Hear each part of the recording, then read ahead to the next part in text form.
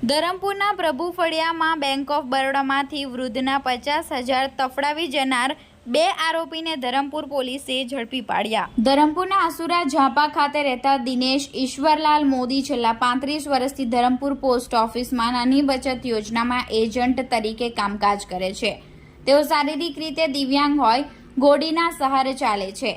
દિનેશભાઈ મોદીના મકાનના બાંધકામ ચાલી રહ્યું હોવાથી લોખંડના સળિયાના નાણાં ચૂકવવા માટે તેઓ પ્રભુ ફળિયામાં આવેલી બેંક ઓફ બરોડામાં નાણાં ઉપાડવા માટે ગયા હતા।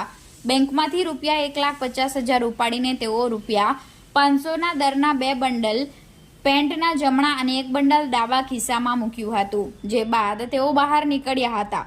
બેંકની બહાર આવ્યા બાદ દિનેશભાઈએ તપાસ કરતા તેમના ડાબા ખિસ્સામાં મૂકેલું રૂપિયા 500ના દરની નોટનું બંડલ ગાયબ હતું, જે બાબતે પોલીસે સીસીટીવી ફૂટેજના આધારે રામપતિ મુકેશ ગુજ્જર અને રાજા મુકેશ ગુજ્જર બંને રહે રાવદ રંગવાસા તાલુકો દેબાલપુર જિલ્લો ઇન્દોર મધ્યપ્રદેશ હાલ રહે Vansda Dharampur road Jamaliya Indian petrol પંપની બાજુમાં ખુલ્લા મેદાનમાં ઝડપી કોર્ટમાં રજૂ કરતા 1 દિવસના રિમાન્ડ મેળવ્યા હતા।